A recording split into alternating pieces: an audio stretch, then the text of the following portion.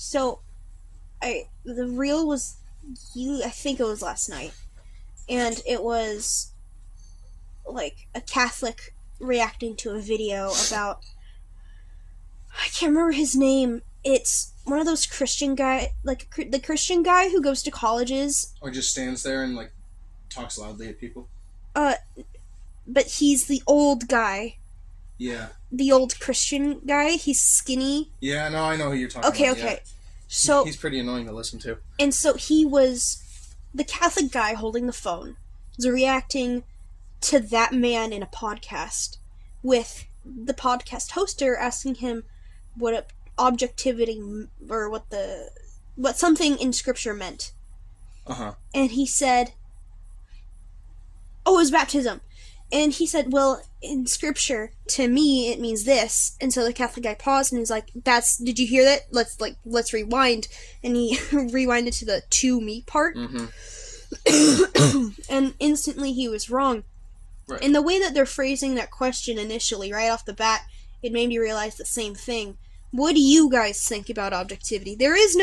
You could technically ask that question, but it really doesn't matter. No, it's a disingenuous question on the face of it. Immediately you are posturing yourself as someone who isn't arguing in good faith at all because you don't care about any true answer at all. You are just looking for the opinion that presumably everyone's entitled to. Yeah, and so... Which is completely stupid. The whole thing about objectivity is that it doesn't matter what you think.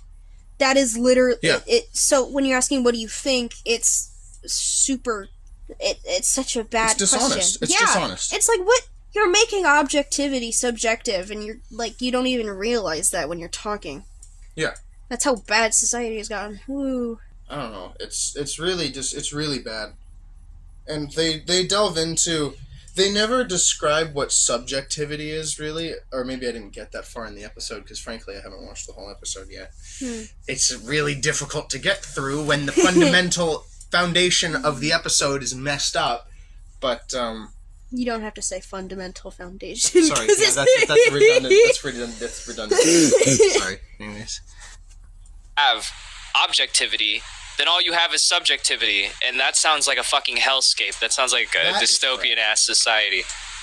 Yeah, there's no standards, there's no groundwork, and there's no expectation. Everything is just it's an individualistic level. Yeah, morality is already subjective, so we're already dealing with that headache. All of it. Yeah. There's so many levels of wrong. Yeah.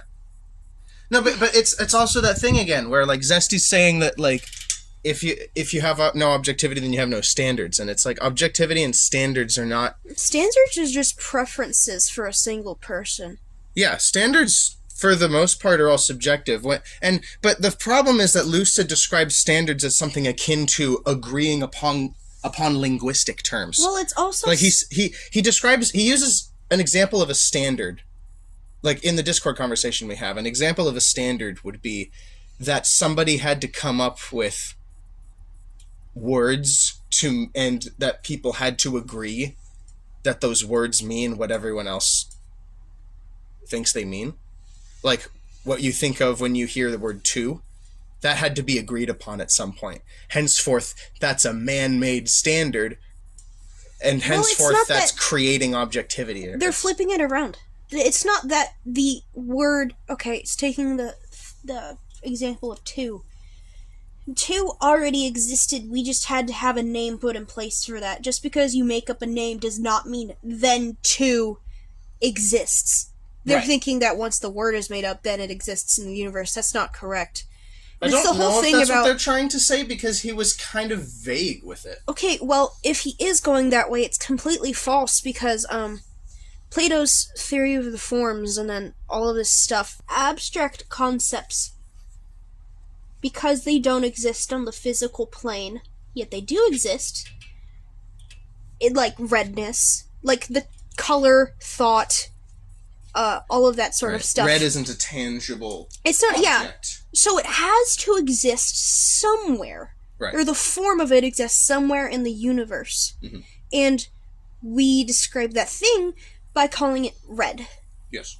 And so, just because we call something red, that doesn't mean, oh, now we've created the form of red. No, it's existed. We just are perceiving it in the physical world. And that's the problem with their idea of standards, is that it implies that you're creating the form of something, right? Because there's this, Like, we don't have that much power, dude. Calm down. Like it. I like a lot of things that I think are bad. I just don't think you're as intelligent as me, Lucid, or Zesty. And Al. But, speak when spoken to. Let's keep... He rebukes chat. Yeah, they rebuke chat. More than once, because chat was super divided about this. No, there is objectively good and bad writing. Like, bad writing exists when you lack subject, you lack flow, you lack structure, all of that sort of thing, right? Yes. Which is like true. Just classic story beats. But he's stating that, there has been millennia of framework built up on what is good and bad writing. You have like the classic tragedy, you have the classic comedy, things like that, poetry, all that shit moving through time and space. Of course, people evolve and build upon these things, but they all tie back to the same fundamentals of writing a good story. That's just standard. Yeah, I'm gonna avoid addressing the same person multiple times. Good writing isn't subjective. Here's an example. Let's say we had a gritty war movie. It's like Saving Private Ryan, and at the end of the war movie, the guy's grown old. After the war, he has PTSD. We've seen him work through it. He's in a wheelchair because of accidents he went through in the war, and then he looks at the camera like Deadpool and then calls you the N-word. That's not where I was going. I had a better idea. Peak writing. Cinema. Okay, so objectively, no. No, so it would be the guy subjectively he's in a wheelchair and he has PTSD, and he's with his grandson, and his grandson runs into the road in a car, and he's like, "Oh shit, my grandson's about to get hit by a car," and then he sprouts wings, flies in front of the car, and saves his grandson, and then the movie ends. Or he saves his grandson, then he gets hit by the car, and then it's like to be continued because you see him being reincarnated as a slime in an isekai. My point is, like, if we have established rules and an established tone, and let's say we have a payoff, an emotional payoff, like the grandson dying, and that emotional payoff matters for that character, you can't cheapen that emotional payoff by making up some bullshit to happen so that emotional payoff doesn't happen. You can't have the character in a gritty war movie just sprout wings and fly for no reason and never explain why that happens. That's bad writing. So, a lot of the times people don't even care to go as far as they should when asking themselves questions. So, I agree, totally, yeah. So, like with this whole thing, I'm gonna go with movie and play standards. Or movie and play standards? Well, yeah, because they brought up writing. Oh my gosh, when I thought dramas and comedies, my brain immediately went to the Greek plays and not actual movies. That's what I thought too, yeah. That shows how intelligent we are. No, I'm kidding. It shows how far back we go to really consider when we humans were able to discover what emotionally works for us to listen to. Yeah, so with that, of course, so I'm going to go with their argument. Objectively, there is good and there is bad writing. Of course, you can't make characters sprout wings, and you can't just make them a slime. So, why do we like that? Why do we like what? Why don't we like that? Why is there good writing? And people would be like, oh, well, we just, as humans, go into this area, and so we call it good. And it's like, okay, but why do we go into that area? Why do we think that it's good? Yeah. Oh, we just do. No. Why does it mean so much to us for characters to sacrifice themselves? Yeah, it's like, you gotta dig deeper. You can't just say, oh, we just like it. Because, there has to be a reason that we do. You can't just say also for a reason why we like it. You can't just say that it's it's biological. It's a standard that we've agreed upon for millennia. Yeah, so why have we agreed? Because according to that, you could just as easily divert from that standard, and as long as your personhood is still intact. You're free to do whatever the heck you want. Or it's like, okay, so why has it been so agreeable for basically ever? Right. Why hasn't it changed? Because there's a lot of stuff that changes, so what about it is so Well, it's like appealing? what Zesty said. You can evolve upon the classic versions of storytelling and present it in the different ways, but it still ties back to the fundamental value that you're describing. Yeah, so where does it come from? You have to keep asking the questions, because you can't just be in a loop of, oh, we just like it. Well, why? I don't know. Then try and figure it out at least. Mm-hmm. Try and at least, like, you don't have to have all the answers, but at least be curious. Well, I mean, eventually you need to come to an answer at some point if you really want to know. Yeah. Because, like, this ties back then to what Dad was talking about with me, where if you look far back enough, you reach the first human. And humans, if we agree that humans are fallible creatures, cannot just spawn in objectivity. They're not a godlike force. So it would take something outside of a human to reveal what is good and bad. And that is what we know as God. That is why the creation story matters so much in the Bible. It's because God walks with Adam in the garden. He reveals to him what is, well, I mean, then he reveals it for himself when he disobeys God, but well, it's also the whole thing about feeling guilt, especially but by yourself. There is no reason. Okay, say you're walking in a forest and you accidentally, like, I don't know, step on a sleeping deer, whatever, and you really hurt this deer, and it's like... That's some heavy stepping. Okay, well, like... No, I understand. You hurt an animal somehow. Right.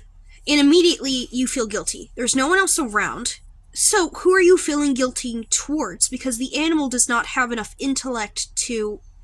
Technically speaking, you can't feel guilty towards an animal, or for an animal. Right. In the sense that you would towards another person. In the same sense, yes. Yeah. Animals have enough of a soul within them to vaguely emote, but that's more based on primal instincts and not on the rational intellect that we humans possess. Yeah, so if you're feeling guilty, who is it going towards? Yeah.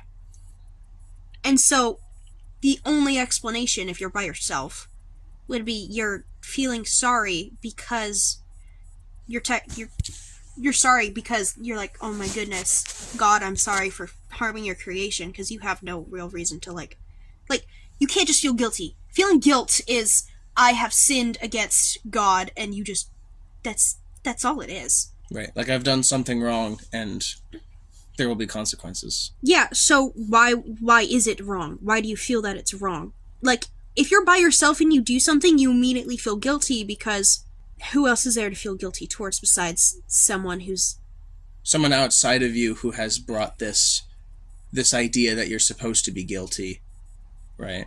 Yeah, why would you feel sorry for a person who isn't there? It's literally impossible. So if you're by yourself and you feel sorry, there's someone there. Here's Zesty's example. In geology, plate tectonics, I'm sure some of you are aware, is the theory, now proven to be fact, that Earth's crust is split up into a whole bunch of plates that move around over time. And before this established rule, this objective standard that has been placed in the geologic realm of this is how Earth's crust works, before that, we had the theory of continental drift, where the majority believed that that everything was stationary and things did not move. The majority had established the standard that Earth's crust does not move around. And then you had one guy come forth and go, hey, it looks like all these land masses fit together like pieces in a puzzle. And people laughed him off as a lunatic because they just didn't believe him, right? So to them, objectively, their standard was being violated despite it not being based in fact, right? Yes.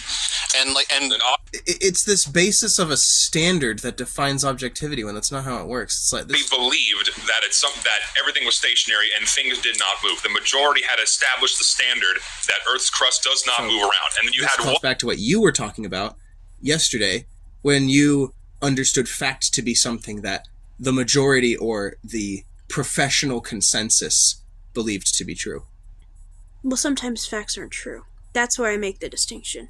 Because what people say is true, what they call facts. Because... people will say it's a fact that God doesn't exist. And so... But that doesn't make it true. That doesn't make it a fact. Yeah. You'd need to prove that. And so that's not a fact if it's wrong. It's a falsehood. I guess I'm going with the consensus of people call it a fact, which I label it a fact in the sense that is like... It's like if this plush was just called plush and not Snorlax. It's a Snorlax. It's a Snorlax plush, yes. Yeah, but, like, shoot. If I called it Pikachu... They'd be wrong. But... Because it's not modeled after Pikachu at all. It doesn't resemble Pikachu in I any only way. call it... I'll place any value on a name that I know isn't true. I will use it, but I know that... What does that mean? You won't place any value on a name that isn't true. That doesn't make sense to me. Like, if you're calling this a Pikachu intentionally, knowing that it's not a Pikachu, you're just being wrong for the sake of being wrong. Like, if you were to say that it was a... If there was a way to establish a fact that this plush was hard, there would be no means of establishing that because it's a fact that it's soft. You can't say that this plush being hard is a fact if it's not. It just isn't. I guess I'm trying to say, when I say stuff is a fact, I guess I'm saying they call it a fact. But that's disingenuous to the nature of a fact. A fact is something outside of a personal purview like that.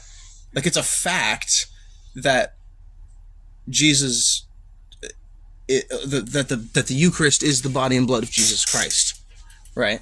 And you could, if all it takes is a group of they to determine a fact, then you could go to any group you want to prove or disprove it, and as long as they say it, it's a fact to them. And that's the problem that I have with this video, and that's the problem I have with using fact so wrongly.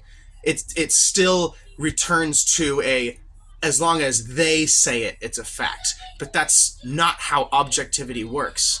That's not... Oh, I think I figured it out. That's not how truth functions.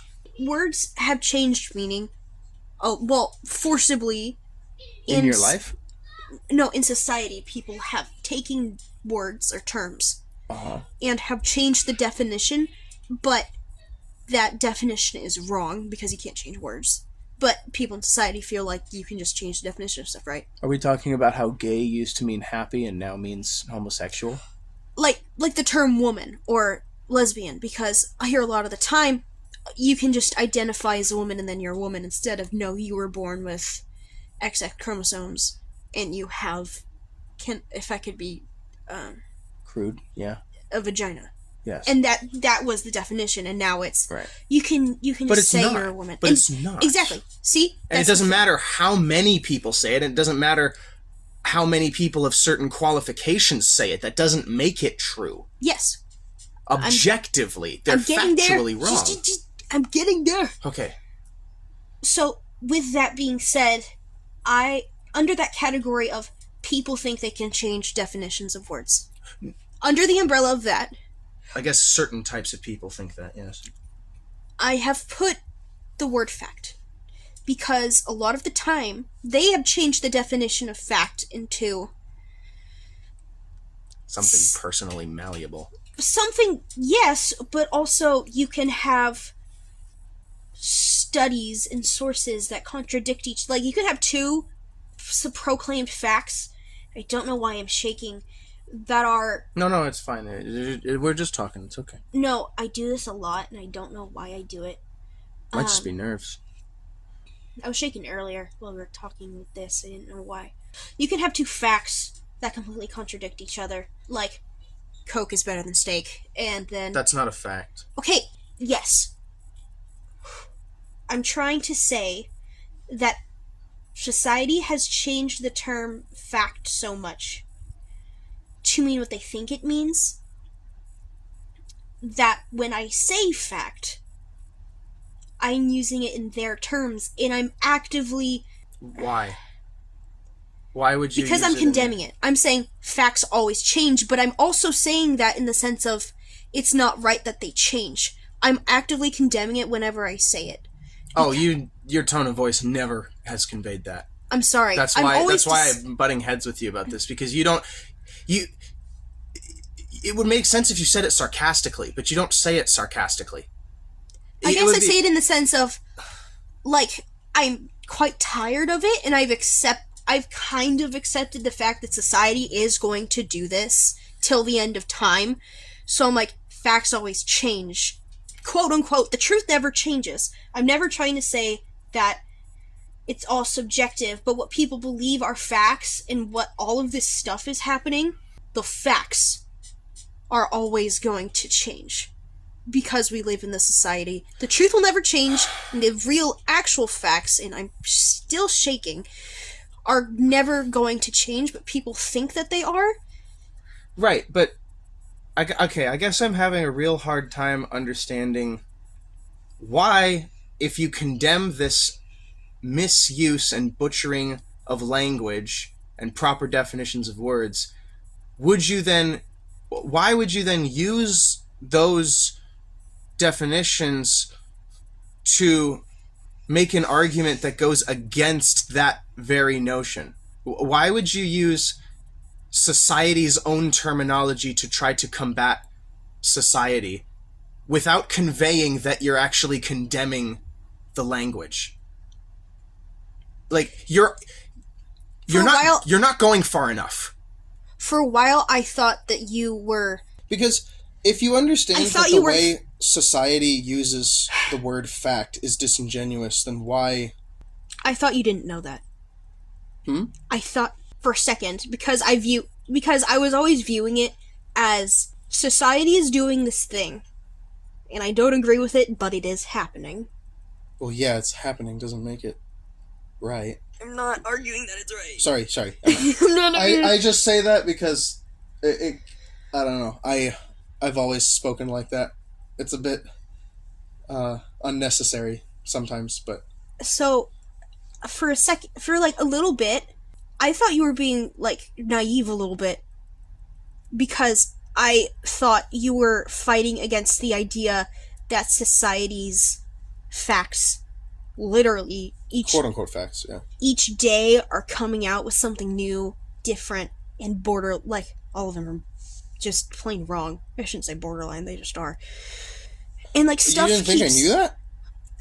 I thought you were like, Hannah, the facts never change. I'm like, yes, but this is all happening over here, and it feels like you're trying to put on rose-tinted glasses and pretend that isn't happening because you're like, truth never changes. I'm like, yes! And I'm not saying that it does, but there's all this stuff over here. Well, yeah, but I ignore that because it's false. Yes, society gets a lot of things wrong. Yes, they like to pretend that facts and truths that have been established for millennia can all of a sudden be changed based on how you personally feel. I don't give a shit, because it's not... Yeah, I'm sorry, I wasn't trying to convey that I didn't know society behaves like that. But you never said society. You just said facts change. You never said that was the societal outlook. You made it sound as that was your... You made it sound as though that was part of your personal belief system and construct about reality. Had I known that was just your observation of the world from the aspect of this is what people think, because you never said that yesterday. Oh, I don't know why I thought it was implied. Oh, yeah, sorry. There's this claim that Zesty makes, right? Okay. At 3616. He says that objectivity is not dependent on what the majority likes. It depends on the established framework, with that framework not necessarily even being grounded in truth. So objectivity... Say that whole thing again, I want to make sure I understand right. There's like 3 different contradictions in the entire sentence, so yeah. Objectivity is not dependent on what the majority likes. It depends on the established framework, which... According to them prior in the conversation, the established framework is dependent on a majority agreeing upon it, so it is, apparently, according to him, it is dependent on the majority. With that framework, not necessarily even being grounded in truth. Which obviously gives him the credence to say later in the video, because he does say it later and earlier in the video, that something is objective to you or objective to a group of people. Like his example of the tectonic plates. Previous to that being discovered, objectively to the people beforehand, it was a fact, it was truth. But that's not how it works, because we have all historical precedent to prove that that's not how it works. My example, of course, being how the Europeans thought objectively the Earth was flat, until somebody started a mission to sail all the way around the world and come back around the other side, which he did. Same with the Earth not being at the center of the universe, and how that was objective according to people until it was proven otherwise. But that doesn't make the objectivity change, because that means that truth can change and that facts can change. And as we both know, right, that's not how reality works. So, I realized I might be repeating myself from yesterday again. What? From what I've learned for basically my entire life. Yeah, probably repeating myself, but I'm wondering if new words will Click. I'm not trying to be like I'm so right, but maybe because I just want to understand each other. Because I'm pretty sure I understand you. It just feels like it's harder to understand me, and that's not your fault. I'm just bad at explaining stuff sometimes. So for my whole life, I've learned or been taught that, you know how I said God created and we're playing catch up? Basically, is what I said. Well, we've been playing catch up ever since we got booted out of Eden. Yeah. Technically, we were there. Yeah, we were there, but now we're playing catch up. Technically, right? Do you remember how I said that? From a certain perspective, yeah, you can say that, yeah. Okay. So, for a very long time, from what I've gathered so far, fact was a tidbit of knowledge, or a statement, or a theory of something, a tidbit of knowledge that aligned with the truth. That humans learn as we keep advancing. Or try and find the truth, I should say. Not advancing, because advancing isn't. Fact is something that can align. Something that aligns with the truth, okay. Good start. And so, we've been trying to pick up, of course, because we got kicked out of Eden, our knowledge was, really pretty bad. And so, I believe that we always had, say, a whole entire fact, the entire truth about this one little thing, a fact, was, I don't know why I used an apple again, but say it was an entire apple. Stem, everything, the entire apple. And what we had, what we had a very long time ago, was a single seed of that said apple. And for as long as we keep trying to uncover the truth, we keep getting little tidbits and adding and putting more stuff together until someday, because we already have some completely formed apples, some are still we have a single seed of, or we just got another one, whatever. But we try and make the full apples. And so that... we're ignoring the part where apples get built on trees, but I understand your point. You're creating something. We're trying to put something all together so that it can be the one complete form that it's supposed to be, instead of one little thing. Okay. One little part of the thing. Mm-hmm. And so... So then what do you say about false discoveries that are then proven to be false? Were those parts that were added onto the apple and then removed and swapped out with the correct part of the apple? Or was it never there to begin with and it was just waiting for it to correctly be proven true? Well, the thing is, this might be weird for me to say, as long as you're actively looking for truth in the correct sense, if you have the correct heart and mind and the correct thought processes, whatever. If you think back to really old times, they had a ton of facts that were completely wrong or incorrect because they had very little at their disposal to actually figure stuff out. Women would pee on toads to see if they were pregnant in Egypt. Yeah.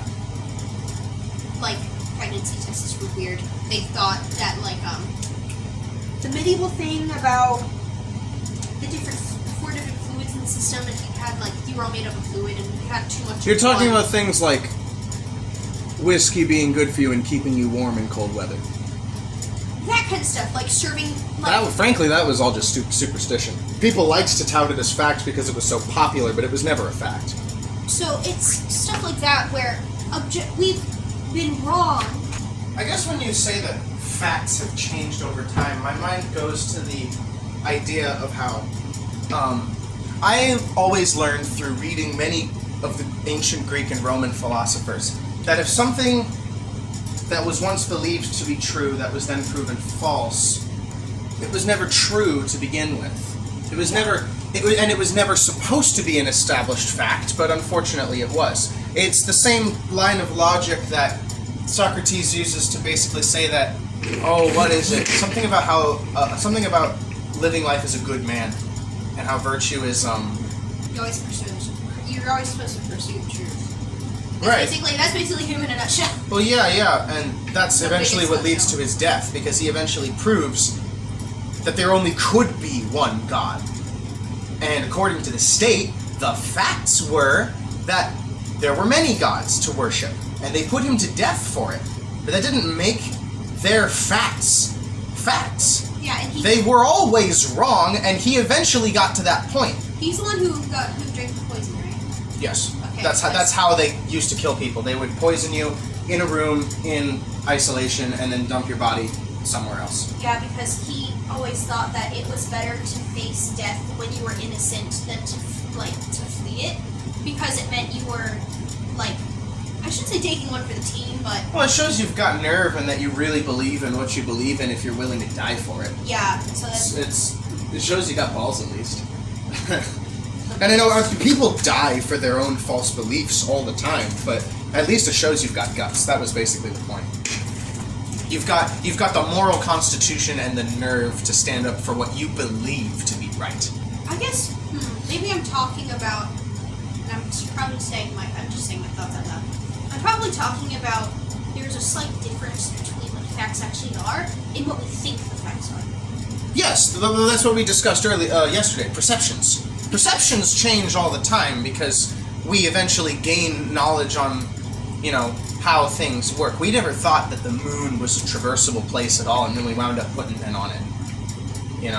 We didn't... There are things we've never known. We didn't know until we... until you discover them.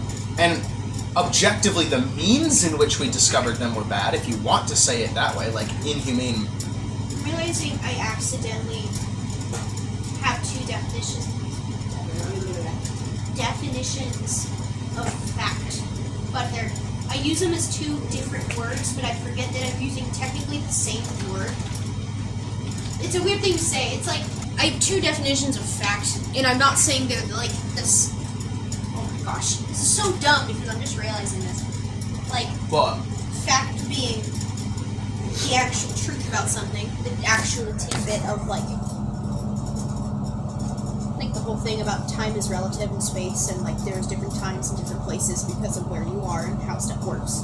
That is the truth, because that's just what happens. What are we talking about? The if you send a twin into space, and if they're born at a certain time, after a little bit, they will come back and they will be a certain amount older or younger because they were up in space.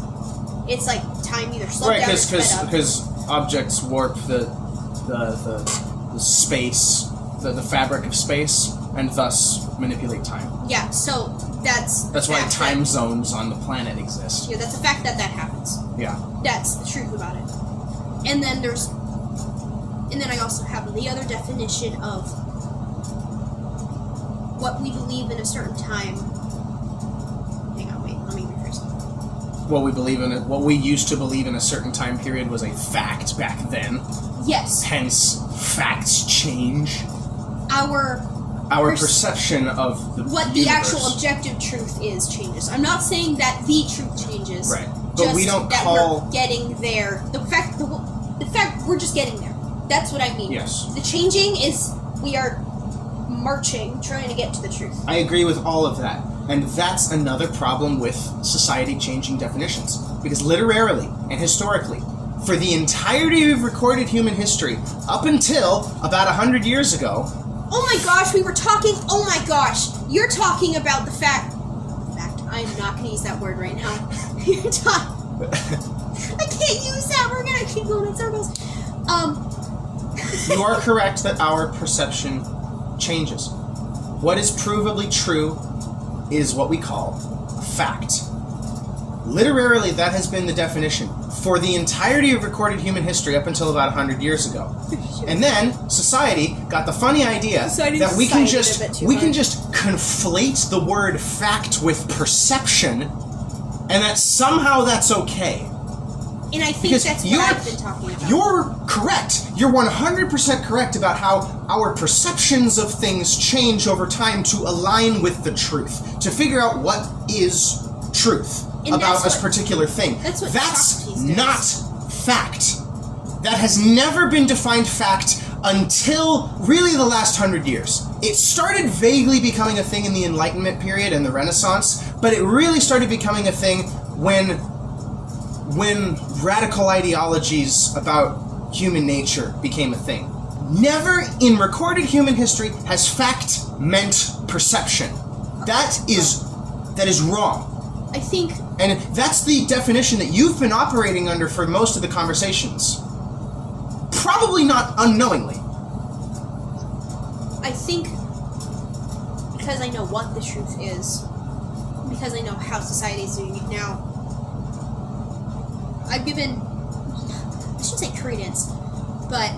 Well, use whatever words you think. Very, you know how, well, my family probably knows this a lot. I don't know about you, but I constantly have the idea of why would people lie? Why would they not tell the truth? It's literally I have this thing in my head where I don't understand why people are so evil sometimes. I mean everyone does to an extent. Well, if they don't have that, there's... Apparently, I've learned that I have it more than other people, so It's actually partly by nature of you being a woman. Bethany is very much like that, too. Well, so is Charlotte. Well, it's also kind of weird concerning what I've been through, and I still have this to the extent that I do. So technically, it actually might be a good thing, to be honest. So if nothing ever happened to me, I might have been above Beth and all them. So people call that naivete and susceptibleness to people's That's what I've deceptions. Always felt, but it's also because I have so much... It's actually called innocence. I've had so much hope in humanity that it's I just assume that people are going to be nice, or they're not going to lie, and all this stuff, and I'm so baffled when they are, or aren't nice. I'm the same way. And I'm like, why? What was the point? And so I have that in my head. And I'm the same way. When we tried to move you out to that house, only to realize that it was nothing the way it was advertised at all, and it turns out that you're going to be living with a bunch of druggies, when that was not what you were told. Mm-hmm. Do you have any idea how mad I was? I was lied to. I felt like I was lied to so much to the point where I wanted to burn the house down. Oh. I was furious because I was like, oh my gosh, I've been duped into accidentally, potentially sending my girlfriend to a place that is so insanely unsafe for her. Mm-hmm. How could I have let myself be duped like this? And then, of course, as I think about it more, it's it's not your fault. It wasn't my fault, but I still take responsibility for that as a man because there's a part of me that really feels like I should have known better. Even though there was no way I could have. I feel the same way, too. But concerning all of that, I've operated under not the modern definition. I have operated under what I would call the ancient or medieval definition of we are marching towards the truth, and the more philosophical. That's even if it's scientific, philosophical, scientific, I don't care. Truth exists in every sort of place, and just anywhere that we're going towards that, and anywhere, that's the march. Yeah. And so, I've always viewed it only being we are searching for the truth. That's always what's occurred in my head. I've never actually it being what again? We are searching for the truth for the sake of the truth, and we want to know that. I've always operated with facts.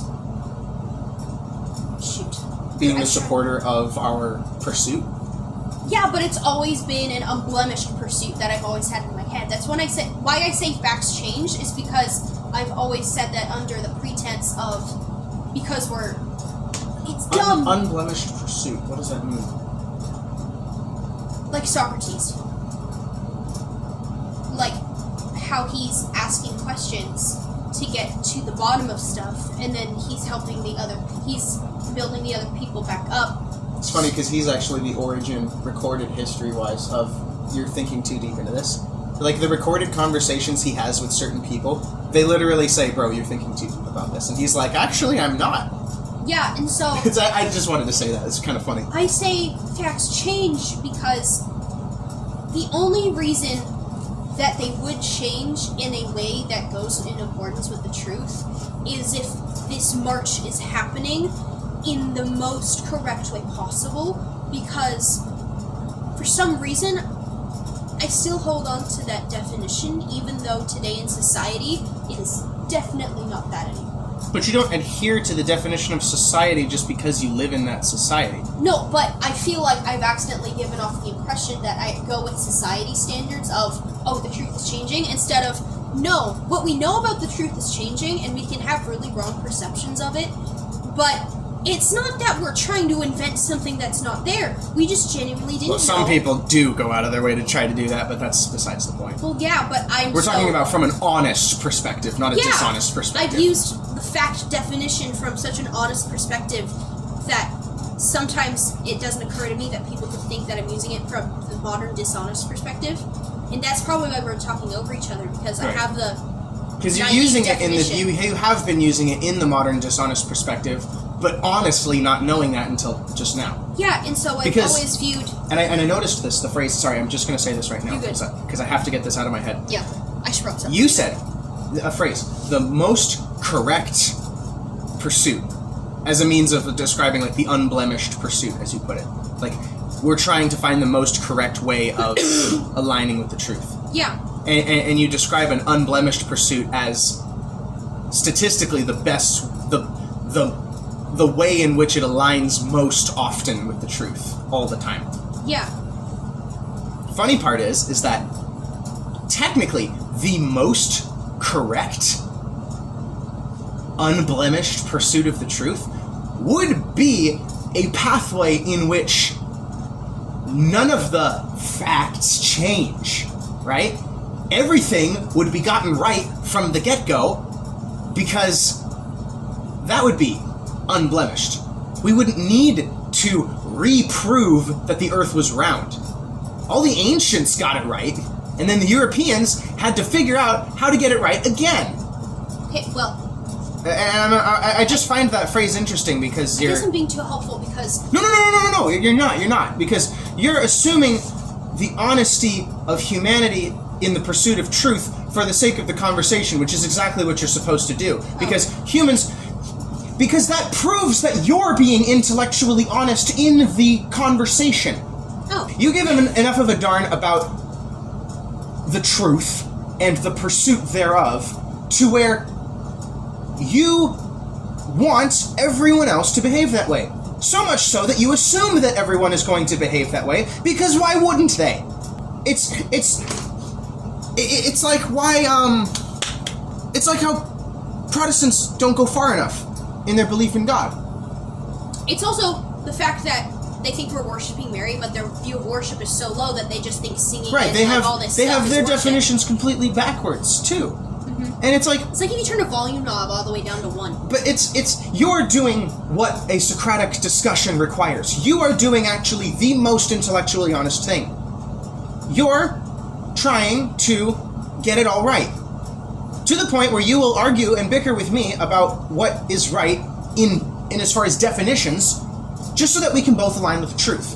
You are doing something that most people, these guys, these UFR guys, won't do because they're afraid of being proven wrong. You are coming from a place of genuineness, and you're right. You have innocently been using the wrong definition of fact without realizing it. And the acknowledgement of that, frankly, is more than a lot of people will bother to do.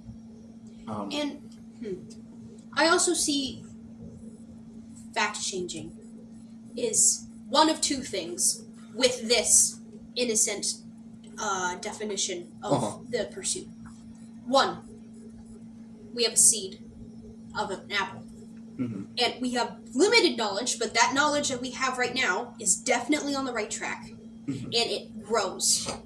I'm sorry, when I say change, 50% of the time I mean it's growing. It's like a baby. A baby's a human. Right. But when it becomes an adult... Because our understanding evolves. That's our yeah, it gets more detailed. And at a point, we have a whole apple. Or we think we have a whole apple, because what the heck is there else to figure out about this thing? Of course. Until we find something we're like, oh my gosh, we had a seed all along, whatever. And the other part is we, understand it incorrectly. When I say we get stuff incorrect, I mean humans aren't perfect. And even if we really try our best with the correct mindset and we wear our hearts in the right place, at a certain point, we're going to purely accidentally get it wrong. Mm-hmm. And so... an accidental miscommunication. An example that I saw on Instagram where the woman was really nice and she wasn't all this stuff. Mm-hmm. She told her husband, their kids' sheets were in the dryer. Yeah. And she said, hey, honey, could you please put the sheets on the kids' bed? And so he just goes and throws them on the bed instead of making the bed. That's correct. And so she comes in, she's like, oh, I understand my words. He took them very literally, and that's not a fault on his part because he technically did what he's supposed to do. Now, there's a level of that becomes I did what you just told me to do, and why wouldn't you all this stuff? Purposefully doing the actual literal thing. Well, it's like when you told me to get a box of those drinkable egg whites for you, and so I went and grabbed the entire box instead of just one of the little cartons from it. Yeah, and I had enough knowledge that it wasn't malicious at all. You weren't trying to be about it. I said my words wrong, so I just sat there and laughed at the situation for a sec. And I was like, oh, thank you this is really sweet, but I'm sorry, I meant I only wanted one. And then we were fine, and then it got fixed. Mm-hmm. Not that it was ever a bad thing in the first place, but I guess I'm speaking like that, where, God says something to us through, revelation, or, I'm using talks to us in a very, abstract form where the truth will tell us something. If we discover something, that discovery is telling us something about the universe, and we can interpret what it's saying accidentally incorrectly, turn around, teach something, and be like, oh, wait a minute, what did you actually say? And then they say it again, and we're like, oh, I'm so sorry, we had this wrong by accident, and we're going to fix it. Yeah, and that's our perception, but my problem with the language of facts is that you've used the analogy of the apple to mean the construction of the facts supporting the truth, and that with enough facts we construct a full apple. Or a full fact, I guess. Okay, let's go with that. So what happens when our perception is wrong and we look back at the apple? Is there now a black part of the apple? Or is the piece that we were trying to get still missing? That's the problem. Bad apple. And that's the problem with using the language that facts change. Is that if we are striving for a good apple, an edible, objectively, consumable a good apple, the facts don't change. The way we construct them, of course, evolves, but sometimes we get it wrong, in which case we form a bad apple. And what do we do? What does Christ say that we do with the fruit or the seed or the salt that has lost its flavor? Does he say throw it away? Mm-hmm. We trample it underfoot as the dust of the earth. We are the salt of the earth, Christ says. And when that salt loses its flavor, it's worthless. So, but that's not the fault of the facts, because the facts don't change. It's not like the facts have lost their flavor. Our perception is of a faulty flavor. And we're trying to find the right flavor. I also think that if you want to be interesting about it, we're not even making an apple. We're making an enormous meal. And we want everything to taste good. Sorry, yeah. Okay. You can go. Also, I think I forgot to say this, because I had the original thought, and then I forgot it, and then I remembered it. The whole thing about accidentally mishearing what the discovery or what God says is that I always believe we get at least a little part of it right. Like, we have, 99% of it could be wrong, but there's always this, one little nugget of truth in there somewhere. If we're going down, the honest path, I'm not talking about society right now, because that has a lot of That's dishonest, yeah. Yeah, that's Coke being better than steak. There's not even 1% of that is true. There's nothing honest about even approaching that discussion. Yeah, so because the discussion is rooted in such dishonesty that you can't even. Yeah, there's nothing factual about it. I'm not even talking about that right there. Yeah. So if we're going down the straight, honest path, I believe that there's always going to be at least 1% or even 0.01% of a perception or fact that is going to be true. Because, if you're being super honest about it, I don't think you can ever be 100% wrong. If you're really trying your best to be honest, statistically, it's very difficult to wind up 100% wrong. That's why I'm I don't think you could really get that far ever. I know there's probably a very small chance you could, but I don't see how it could happen if everyone is pursuing honest truth, because they would be smart enough to not go that far. And for the sake of the argument, we are assuming that people we're discussing about are going to be well enough in their heads to pursue truth. And that's the intellectually honest part about your discussion, actually, is that you're assuming the good will of people, which is great because it's the opposite. It's the opposite of what I do, which is assume the bad intent of people. And while it works sometimes, your method is way better for argumentation because you're probably I have steel manning, I think. A very small amount of self-preservation, not because I want to die, because I want to help people, and I forget that people are dangerous sometimes, and I'm I want to help the homeless, and I'm I'm a 5'2" white teenage girl. Let's hold up on it. Yeah. I can't go to the homeless shelter by myself. Especially with no means of defense. Yeah, so I'm I forget that happens, so I'm and I get disappointed because I can't do the thing I want. But anyways. Right. And that's not to assume the ill will of people automatically. You're just going off of the statistical I'm going off of the logical, if this happens to this many people, it's not far off that it would happen to me, so I'm just gonna back up. Yeah. But that's factual in the sense that it's a statistic. And numbers are, yeah.